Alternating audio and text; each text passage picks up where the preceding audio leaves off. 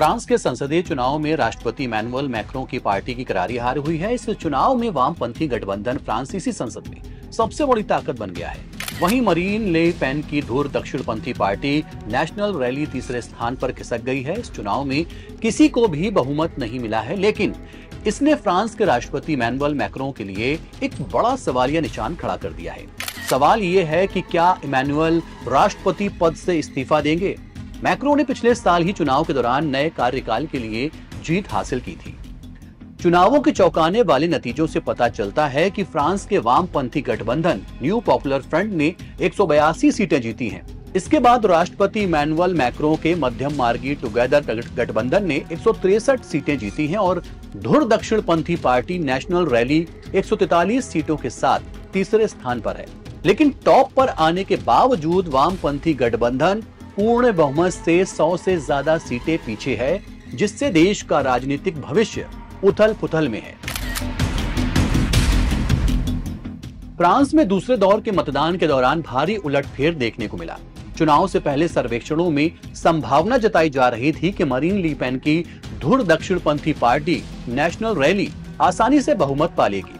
हालांकि बाद के सर्वे में कहा गया कि नेशनल रैली भले ही सबसे बड़ी पार्टी बन जाए, लेकिन वो अकेले बहुमत नहीं हासिल कर पाएगी। हालांकि जब चुनावी नतीजे आए तो पता चला कि वामपंथी न्यू पॉपुलर फ्रंट ने आश्चर्यजनक जीत हासिल की। इन नतीजों की वजह से प्रधानमंत्री गैब्रियल अट्टल ने घोषणा की कि वो मैक्रों को अपना इस्तीफा सौंप देंगे, लेकिन उन्होंने ये भी साफ कर दिया कि ये कार्यवाहक प्रधानमंत्री बने रहने के लिए तैयार हैं, क्योंकि देश पर राजनीतिक और वित्तीय अनिश्चितता के बादल मंडरा रहे हैं।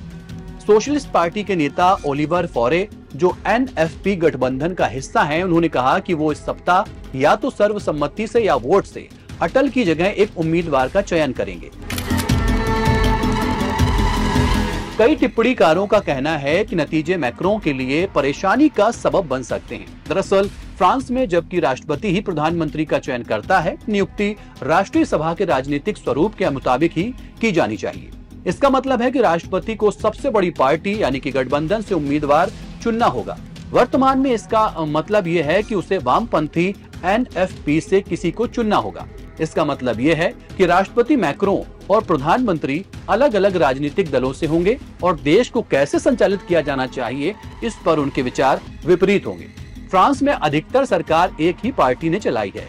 हालांकि ऐसे हालात भी कुछ बार पैदा हुए हैं जब प्रधानमंत्री और राष्ट्रपति अलग अलग पार्टियों से। हाल ही में जब समाजवादी लियोनेल जोस्पिन दक्षिणपंथी राष्ट्रपति जैक्स शिराक के अधीन प्रधानमंत्री थे, 2000 में फ्रांस ने कई बड़े सुधारों को पारित होते देखा, जिनमें राष्ट्रपति द्वारा विरोध किए गए सुधार भी शामिल थे।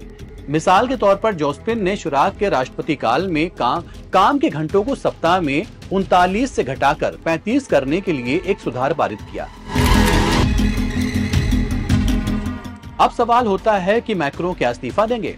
इन हालातों को देखते हुए मैक्रों, जिनका कार्यकाल 2027 तक है, राजनीतिक गतिरोध का सामना करते हुए इस्तीफा देने का विकल्प चुन सकते हैं। हालांकि मैक्रों ने साफ तौर से कहा है कि नतीजे चाहे जो भी हो, वो इस्तीफा नहीं देंगे और उनके कार्यालय एलीसी पैलेस ने एक बयान जारी किया है कि मैक्रों नई सरकार के बारे में फैसला लेने के लिए इंतजार करेंगे।